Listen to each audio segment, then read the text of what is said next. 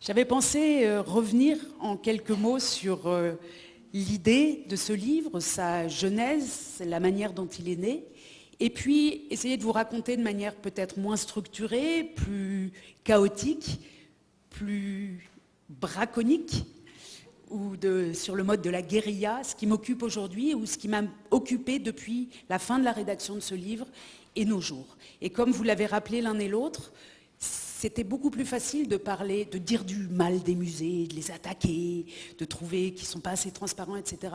Il y a 10 ou 15 ans qu'aujourd'hui, où on comprend, dans la situation terrible dans laquelle nous vivons, avec les guerres que nous menons, par solidarité avec d'autres États, ou les guerres que nos collègues subissent, c'est beaucoup plus difficile aujourd'hui de dire au musée « mais qu'est-ce que vous faites, vous ne travaillez pas assez, etc. » Car on le comprend aujourd'hui, ces lieux sont devenus des refuges, bien plus peut-être qu'il y a 10 ans. Et je voudrais dire aujourd'hui que pour moi, c'est devenu plus difficile de parler des musées dans ces circonstances géopolitiques, d'un côté, et d'un autre côté, plus que jamais, je pense qu'il faut dire aux musées qu'on les aime et que c'est parce qu'on les aime qu'il est important qu'ils soient transparents, qu'ils nous racontent notre histoire, nous les héritiers du 19e siècle et du 20e siècle, qui allons devoir, et nos enfants encore plus que nous, gérer cette accumulation primitive qu'ils nous ont léguée avec leur concept d'inaliénabilité, par exemple, c'est-à-dire en faisant en sorte qu'on en aura toujours plus et toujours moins d'espace pour le penser dans le monde dans lequel on vit. Donc les quelques mots que je voudrais dire aujourd'hui, je pense pendant 3 fois 5 minutes, vous verrez il y a 3 parties, s'intitule « À qui appartient la beauté ? Une histoire sans fin, point » ou « Une histoire sans fin, point d'interrogation », mais pour ce qui concerne la deuxième partie de la question, elle n'est pas rhétorique, c'est une histoire sans fin. Nous aurons toujours, nous, nos descendants, les enfants de nos enfants, etc., à nous occuper de cette question des patrimoines. Je voudrais donc en 3 fois 5 minutes évoquer le livre lui-même, À qui appartient la beauté, sous ce titre, Compliquer l'histoire, puis évoquer ce qu'Emmanuel Laurentin a si bien rappelé, l'intérêt de la présence de l'absence ou de réussir à penser les choses aux endroits où elles ne sont plus, l'intérêt et la discipline que ça exige. Et pour finir, je voudrais évoquer un projet qui m'occupe particulièrement en ce moment avec l'équipe que vous avez évoquée, l'équipe de mes collègues sans qui, de la Technische Universität de Berlin, l'Université technique de Berlin, sans qui rien de tout cela n'existerait, puisque je suis là seule aujourd'hui, mais tout ce que je fais depuis une vingtaine d'années est évidemment un travail d'équipe. Compliquer l'histoire. Ça a été dit et redit, mais je voudrais le rappeler, le livre que la Fondation Charles Veillon a récompense ce soir, est composé de 9 chapitres et il suit 9 œuvres emblématiques de l'histoire de l'art mondial, si on veut l'appeler comme ça. Le buste de Néfertiti, créé au XIVe siècle avant Jésus-Christ, arrivé à Berlin en 1913.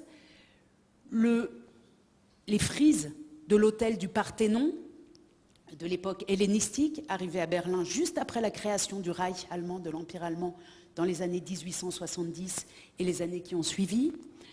Le retable de l'agneau mystique que vous voyez ici fermé, qui joue un grand rôle dans le film de Georges Clooney, peint au XVe siècle et toujours resté en place jusqu'à ce que Napoléon et ses équipes, ou plutôt la Révolution française et leurs équipes en 1794, le déplacent pour la première fois. La Madone Sixtine de Raphaël, créée au XVIe siècle dans le nord de l'Italie et qui se trouve à Dresde aujourd'hui. Les têtes du zodiaque qui viennent du palais d'été à Pékin et qui ont été reproduites, vous l'avez évoqué, par l'artiste Ai Weiwei dans une tournée mondiale, vous voyez la reproduction ici, une création initialement aussi du XVIIIe siècle, aussi comme le suivant, l'enseigne de Watteau, l'enseigne de Gersaint de Watteau, un tableau des années 1740 que le roi de Prusse a acheté et qui se trouve légalement à Berlin à peu près depuis l'époque de sa création.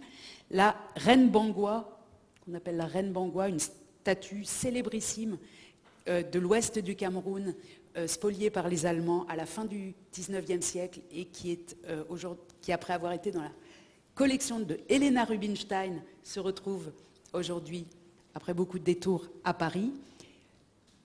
Oups. Le tableau de Klimt qui représente Adele Bloch-Bauer, créé au début du 19e siècle et qui est aujourd'hui à New York, après avoir été restitué à la famille des descendants. Et enfin, vous les voyez ici représentés par l'un de vos compatriotes, l'architecte Le Corbusier, quand il était jeune homme, est allé dessiner ces statues anthropozoomorphes du musée de l'homme à Paris à l'époque, ou même du musée d'ethnographie du Trocadéro, et ces pièces venaient du Bénin, de l'actuelle République du Bénin, et elles ont été restituées il y a quelques années. Donc on suit ces œuvres dans ce livre avec toutes les émotions qui leur sont associées, mais l'objectif est aussi de rappeler dans quel contexte géopolitique elles ont été prises les unes et les autres. Donc le braconnage s'opère aussi dans le domaine de la cartographie, puisqu'il s'est agi de montrer les parcours de ces œuvres entre leur lieu d'origine et leur lieu final, sachant que ce parcours est souvent composé de très nombreuses étapes qui sont très souvent liées à la question des guerres. Les guerres sont des moments très favorables au musée, très favorables au déplacement, et vous voyez ici, simplement pour rappel, ces cartes, et je remercie beaucoup l'éditeur La Découverte d'avoir fait un effort cartographique important pour qu'on puisse visualiser ces différentes trajectoires que j'appelais translocation, et on verra tout à l'heure au moment de l'extractivisme que ce terme peut être désormais complété. Vous voyez donc ces passages. Je n'insiste pas sur ces différentes trajectoires car c'est fait dans ce livre. Ce que je voudrais dire simplement, c'est qu'en couvrant, comme je viens de le faire là, les œuvres avec cette cartographie, avec cette géopolitique, avec ces histoires de violence, de guerre, etc., on pourrait avoir l'impression qu'on efface les œuvres, qu'on oublie de les voir, qu'on oublie de les aimer. Ça a été rappelé par vous deux, à quel point non, elles sont là comme des choses vivantes, comme des choses qui manquent aux uns, qui plaisent aux autres. Au total, il me semble que leur greffer leur géographie, essayer de les raconter en même temps que leur histoire, ça permet de les compliquer, de rendre les choses plus intéressantes et non pas moins intéressantes. Tout ce gribouillis de la complication, une complication ou une complexité qui est une urgence de notre époque. Il faut qu'on arrive, on y arrive un peu, mais encore plus, à penser les choses de manière complexe et pas seulement en oui et non, beau, dedans, dehors, rendre, garder, etc. Tout ça, ça paraît un peu théorique, ça paraît un peu être le contenu d'un livre intéressant, qui mérite un prix, mais qui ne nous touche pas personnellement. Et je voudrais vous montrer à quel point, en réalité, c'est, me semble-t-il, important pour chacun et chacune d'entre vous, pour tous ceux qui aiment aller dans des musées, qui les fréquentent, de réussir à s'habituer à penser les choses, à en jouir face à nous, à jouir du legs du 19e et du 20e siècle, pourquoi pas, profitons-en, mais aussi de penser à l'absence que ces pièces ont laissée quelque part. Je me déplace avec vous à Berlin, où j'habite depuis mon âge adulte, et en particulier ici, dans le Neues Museum, qui abrite le musée égyptien, où nous allons faire l'exercice comme une sorte de yoga, que je vous invite à essayer de pratiquer, un yoga mental, l'exercice de voir les choses où elles sont, ici dans cette mise en scène très spectaculaire du Neues Museum à Berlin, donc du buste de Néfertiti arrivé en 1913, juste avant la Première Guerre mondiale, et de faire cet effort mental que j'ai eu le privilège et la chance de pouvoir faire physiquement, de penser, d'essayer de penser, au moins un tout petit peu, et le petit effort déjà enrichit notre connaissance du monde, d'essayer de penser le lieu où elle n'est plus, où elle manque. Ce lieu où la grande ville la plus proche de Tel El Amarna, où Néfertiti, le buste de Néfertiti, a été trouvé pendant l'hiver 1912-1913 par un archéologue allemand, Ludwig Borchardt, au milieu d'un atelier de sculpteurs. Donc il a une chance inouïe de trouver un atelier avec beaucoup d'œuvres d'art dans un endroit dont on ignorait qu'il avait un art particulier, l'art de Amarna, avec ce style très différent de l'art égyptien habituel. Si vous allez aujourd'hui à El Minya, la ville la plus proche, vous verrez Néfertiti partout. Son absence est immense. Elle est reproduite dans des proportion considérable à l'entrée de la ville, quand on arrive. Elle est reproduite sur l'autoroute, elle est reproduite sur les savonnettes d'hôtel, elle est reproduite sur les murs, en graffiti. Pardon, c'était la précédente, qu'on ne voit pas, qui est couverte. Vous voyez un graffiti qui représente tant bien que mal, faute d'être présente, Néfertiti. Vous êtes dans un environnement où les jeunes femmes vous diront facilement que Néfertiti représente le combat des femmes en Égypte aujourd'hui. Donc on n'est pas dans des logiques nationales de vouloir avoir, vouloir récupérer, se venger, etc. On est dans des choses qui peuvent être plus fines. Et je voudrais vous montrer comment, quand vous allez sur le lieu même, vous pouvez entrer dans une sorte de hangar qui sert de musée local, où j'ai eu la chance de croiser une famille, un jour de fête foraine, qui venait regarder le faux buste, la copie, ce qui reste de Néfertiti. C'est un tout petit film de mauvaise qualité filmé avec mon téléphone. Et je peux simplement vous dire que le guide, le monsieur avec la chemise bleue derrière, parle en égyptien, en arabe égyptien. Et même si vous ne comprenez pas l'arabe, vous verrez que vers la fin de ce petit short vidéo, il fait un geste comme ça en disant « Almania ». Et il explique en fait que l'original est parti en Allemagne. Et sans plus.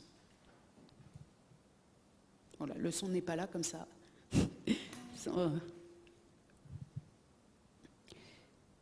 Vous voyez donc ces deux femmes qui sortent de cette fête, qui font l'effort de venir au musée avec leurs enfants, des enfants qui sont dans l'incapacité totale de voir quoi que ce soit, puisque le buste est placé très haut. Et même les femmes elles-mêmes, si elles voulaient bien regarder Néfertiti, comme j'ai tenté de le faire, auraient bien du mal, puisque le joint de la vitrine est exactement dans son axe de symétrie, qui empêche de voir quoi que ce soit. On peut aussi ajouter les différents problèmes d'éclairage qui l'écrasent par le haut alors qu'on tente de la regarder par le bas et qui mettent en valeur plutôt les traces de nettoyage que l'œuvre elle-même. Le regard de ce petit garçon ici, c'est ce qui m'intéresse dans cette vidéo et c'est ce qui me donne la chair de poule. Ce qui me donne la chair de poule en regardant littéralement, et surtout ici et aujourd'hui. En regardant cette vidéo, c'est l'idée que ce petit garçon, sa sœur, l'enfant encore plus petit, leurs parents, leur mère ici, n'auront jamais la chance de venir à Berlin. Parce qu'ils n'auront jamais le visa. Quand bien même ils auraient l'argent pour se payer le billet, ils n'auraient pas le visa. Ces générations, celles qui les précèdent, celles qui les ont encore précédées, leurs arrière-grands-parents, et ceux qui continueront de venir si notre génération à nous, les adultes d'aujourd'hui, ne posent pas ces questions, ces gens ne verront jamais le vrai buste de Néfertiti. Ils continueront de penser que c'est un espèce de truc moche en plâtre repeint ou une immense statue en béton à l'entrée de leur ville. C'est pour ça que ce travail de yoga, pour nous tous, est important. Pas pour se flageller et se dire que nos ancêtres ont mal fait de rapporter Néfertiti à Berlin. On peut le faire, mais surtout c'est pour penser notre responsabilité aujourd'hui, quand on consomme de l'art, quand on consomme de la culture comme nous sommes habitués à le faire depuis l'école maternelle, depuis tout enfant quand nous vivons en Europe, quand on consomme cela, cela a un prix. Et ce prix n'est pas chez nous. Et je pense que c'est important de le penser, peut-être pour en profiter encore plus, pour se dire nous avons la chance d'en profiter, mais pour comprendre les éventuelles revendications qui arrivent d'autres régions du monde. Je vous donne un autre exemple similaire et peut-être plus sournois, puisqu'on est toujours à Berlin, maintenant vous le voyez ici, devant le Pergamon Museum, le musée de Pergame, inauguré en 1930 et qui est fermé depuis 2014 et qui rouvrira ses portes probablement en 2034, c'est-à-dire qu'il cache depuis 20 ans ce qu'il renferme et ne l'a pas prêté comme on aurait pu imaginer qu'il le fasse. On parle à l'instant des frises de l'hôtel de Pergame, frises qui ont été enlevées par l'armée rouge, enfin d'abord qui ont été enlevées par le Reich, le Kaiserreich, dans les années 1870 de leur lieu d'origine, la ville actuelle de Bergama, à l'ouest de la Turquie, près d'Izmir, si vous prenez l'avion, Izmir puis la voiture, vous serez très vite à Bergama, une ville qui est déjà mentionnée dans la Bible, et donc le Reich allemand était capable, ou les ingénieurs du Reich de déplacer cette frise à Berlin. L'armée rouge en 1945 l'a confisquée pour l'emmener en Union soviétique. C'est donc un objet qu'on peut déplacer. Et la question qui se pose, à mon sens, beaucoup, c'est pourquoi les musées de Berlin, sachant qu'ils allaient fermer pendant très longtemps, ne l'ont pas déplacé, prêté, etc. C'est pour ça que je disais que c'était un exemple peut-être un peu plus sournois. Là encore, si vous vous déplacez sur le site d'origine, que vous reconnaissez ici aux marches qui ont été reconstituées dans le musée de manière artificielle, vous voyez ces marches artificielles, ce qui est original, c'est la frise. Quand vous allez donc à Bergama, vous verrez les marches originales et 2 arbres plantés là pour rappeler l'absence, pour marquer la présence de l'absence de cet autel dédié à Zeus qui fait sens dans ce paysage avec des frises qui marchent avec le côté où le soleil se lève, le côté où le soleil se couche, etc. Et nous sommes ici, vous le pressentez en regardant derrière, et puis vous le verrez encore mieux sur la photo suivante qui est couverte aussi, hélas, ces vidéos devaient s'ajouter, mais la technique n'a pas joué, c'est pas grave, vous verriez derrière que l'hôtel de Pergame est placé sur une acropole. C'est presque comme à Athènes, une très grande ville sur une acropole qui domine la ville actuelle. Là encore, dans la ville actuelle, ce petit musée qui représente ce qui n'est plus là, alors que le site est là, alors que ces enfants vont avec l'école sur le site, mais quand ils vont avec leurs parents au musée, ce qu'ils voient, c'est une maquette de l'hôtel de Pergame tel qu'il a été reconstitué au musée de Berlin, d'une part, et d'autre part, de méchantes photos en noir et blanc des années 50 de l'époque de la DDR, quand l'île des musées était sur le côté Berlin-Est, des photos qui servent à documenter ce qui a été pris. Là encore, le regard de ces enfants, vous l'avez vu rapidement, interrogateur, qui n'y comprennent rien, pas plus que leurs parents d'ailleurs, on ne comprend absolument pas cette mise en scène, est quelque chose qui me paraît d'autant plus difficile à, allez, je le dis, à accepter, que Berlin était l'une des plus grandes villes turques en population après la Turquie, et que ce serait très facile de créer des liens grâce à cette œuvre, plutôt que de s'enfermer dans un déni de légalité, mais oui, nous avions les autorisations, etc. Donc là encore, des enfants, des générations entières qui n'ont jamais vu cette œuvre, qui ne la verront jamais, et d'ailleurs même les Berlinois depuis 20 ans ne peuvent, depuis 2014 et jusqu'en 2037, ne peuvent pas la voir. Elle est invisible et à mon avis, c'est une erreur. Ce yoga donc consiste à essayer de voir, pardon,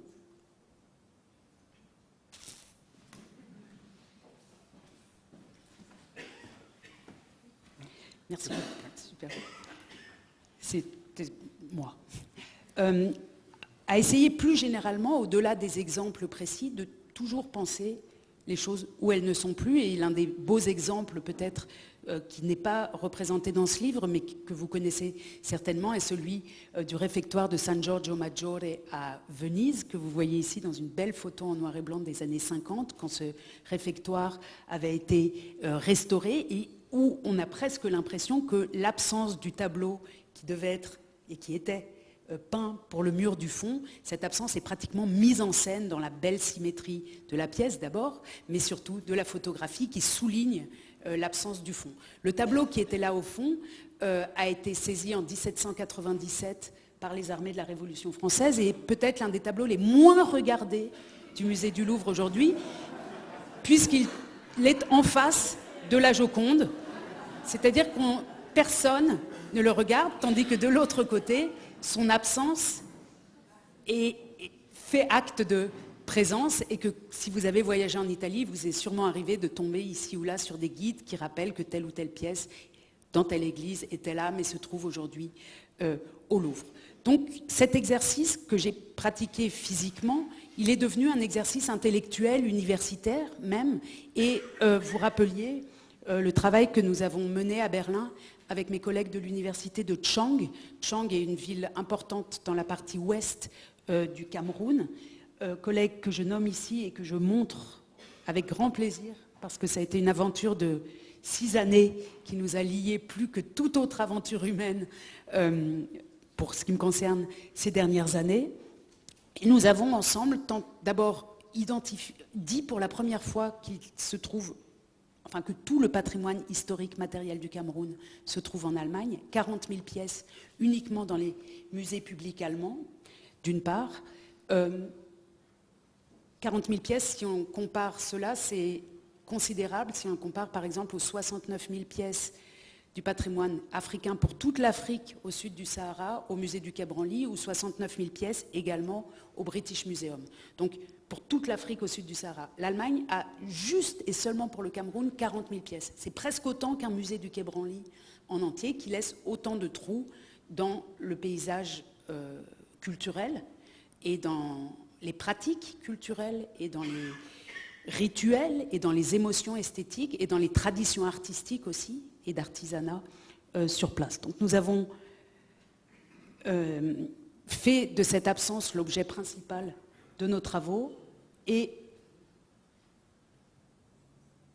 écrit, et ça c'est l'une des choses qui est arrivée donc après À qui appartient la beauté, fait de cet exercice un livre qui s'intitule Atlas de l'absence, le patrimoine culturel du Cameroun en Allemagne et son absence au Cameroun. Je vais finir, même si je pourrais parler longuement de cet ouvrage-là, qui est un collectif aussi, comme vous le voyez. Mais je ne peux pas finir sans revenir sur mes années napoléoniennes que vous avez évoquées et sur la figure de Dominique Vivant-Denon, présenté tout à l'heure comme le premier, le père du Louvre, si vous voulez, que vous voyez ici à gauche, et Stendhal, le futur écrivain Stendhal, Henri Bell, qui a participé activement aux campagnes d'organisation, de spoliation, mais aussi d'organisation et d'inventorisation du musée qu'on appelait à l'époque le musée Napoléon, le Louvre. Ces deux-là, ensemble, ont été chargés par le ministère des Finances en 1810 d'organiser un grand inventaire du musée Napoléon, qui est le prédécesseur, le précurseur de nos tableaux Excel, avec des colonnes qui expliquent la provenance, le prix imaginé pour cette pièce, etc. On est en 1810. En 1815 arrive, en 1814 d'abord, la première abdication de Napoléon, comme vous le savez peut-être. J'ignore à quel point Napoléon est présent dans les curriculums, dans ce qu'on apprend à l'école ici en Suisse. Chez nous, c'est totalement absent. On passe sur Napoléon, n'est-ce pas? En tout cas, 1814, première abdication. 1815, après Waterloo, seconde abdication. Et les alliés européens se mettent d'accord, la seconde fois, sur le fait que le Louvre qu'on avait préservé, qu'on avait gardé en 1814, devait restituer au pays d'origine, principalement à l'Italie et à l'Allemagne, les pièces qui lui avaient été prises. Et ce qui m'intéresse particulièrement maintenant, des années après avoir consacré une thèse à ce sujet, après avoir pensé, réfléchi avec des collègues africains sur le lien entre les territoires et les musées et les patrimoines, ce qui m'intéresse, c'est une remarque particulière du ministre des Affaires étrangères de l'époque, Castlereagh, qui expliquait la chose suivante dans une note remise le 11 septembre 1815 au ministre des Puissances alliées. Je ne veux pas vous embêter avec de longs textes, mais il me paraît que retourner dans l'histoire des restitutions ne sert pas seulement à comprendre que les restitutions n'ont jamais tué un musée. Le Louvre va très bien, et il allait très bien 2 ans après cette grande restitution de 1815, lorsqu'il rouvre en 1817. Tout le monde est enthousiaste. Que ça sert donc, revenir en arrière, non pas à se souvenir que les restitutions font même du bien au musée, mais qu'on peut puiser dans les discussions qui ont eu lieu à l'époque des intelligences, une intelligence de la situation qui peut nous servir aujourd'hui et nous épargner de grands débats et de grandes discussions qui repartent toujours à zéro. Ici, il écrit « Ces dépouilles, c'est-à-dire les œuvres d'art qui ont été emportées et qui restent au Louvre, ces dépouilles qui empêchent une réconciliation morale, je vais vous le montrer en plus grand, ces dépouilles empêchent une réconciliation morale entre la France et les pays qu'elle a envahis. » Là, on est dans ce que Felwine Sarr, mon très cher collègue Felwine Sarr et ami, et moi avons formulé sous le nom plus théorique de nouvelle éthique relationnelle. Ce qu'on nous dit ici, c'est tant que le Louvre garde tout ça, il ne pourra pas se réconcilier avec les puissances qui l'avaient colonisées ou conquises. Tant que ces objets resteront dans Paris, constituant pour ainsi dire les actes et titres des pays qui ont été abandonnés, c'est-à-dire perdus après Waterloo, les idées de réunir encore ces pays à la France ne seront jamais entièrement éteintes. Et le génie du peuple français ne s'associera jamais complètement à l'existence plus limitée qui est assignée à la nation sous les Bourbons. Deux choses. Un, si le Louvre garde ses collections, si un musée impérial, après la décolonisation, après la chute de l'Empire, dans des moments de post-empire, de post-colonie, si les musées gardent ce qu'ils ont, un, ça empêche la réconciliation. Deux, ça donne l'impression à ceux qui gardent qu'ils ont encore un droit sur les territoires d'où viennent les objets. Et trois, ça empêche ceux qui détiennent les œuvres de s'habituer à être devenus plus petits, plus modestes, moins puissants.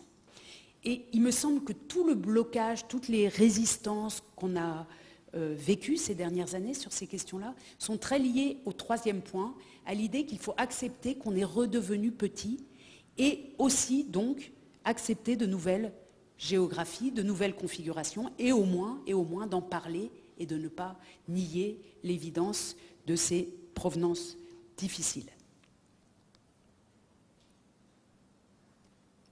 Je finis très rapidement sur un projet pas du tout mûr, qui est en plein chaos de la créativité et de l'atelier que nous formons à Berlin, qui est inspiré par cette carte, une carte du National Geographic, le magazine, le célèbre magazine, carte de 1938, qui a été offerte aux abonnés du National Geographic pour l'édition de Noël 1938. On leur offre à ce moment-là une carte intitulée Bible Lands and the Cradle of Western Civilization, c'est-à-dire les pays de la Bible et le berceau de la civilisation occidentale. Comme vous le voyez, et comme vous l'avez vu tout à l'heure, cette carte va ici de la Turquie de l'époque, au nord, et descend ici à peu près jusqu'au Qatar, en bas à droite, et dans l'autre sens, elle part de la Palestine, ici dans cet encart, passe par l'Égypte et monte jusque à peu près au sud de l'Union soviétique actuelle. Bible Lands, les pays de la Bible. Ce qui est spectaculaire pour les braconneurs, comme nous le sommes dans mon équipe sur cette carte, c'est que la légende le montre ici, elle réunit à la fois des ruines archéologiques, les principaux sites archéologiques mentionnés par des carrés avec un rond à l'intérieur, mais aussi les champs pétrolifères. On est en 1938, le pétrole commence depuis 10, 15 ans, 20 ans à être découvert et exploité, et puis les pipelines.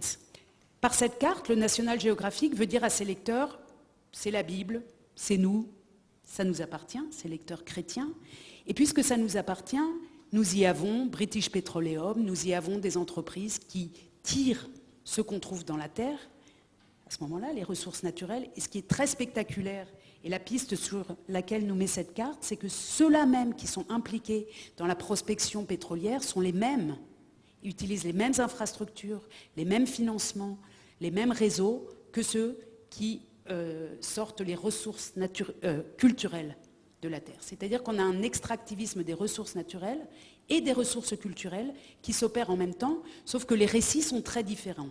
Le pétrole va servir l'industrie, pas besoin de grands récits légitimateurs pour cela à l'époque, semble-t-il, et les œuvres d'art ou les preuves archéologiques de la présence ancestrale de notre civilisation vont rejoindre les musées d'Occident, entre guillemets.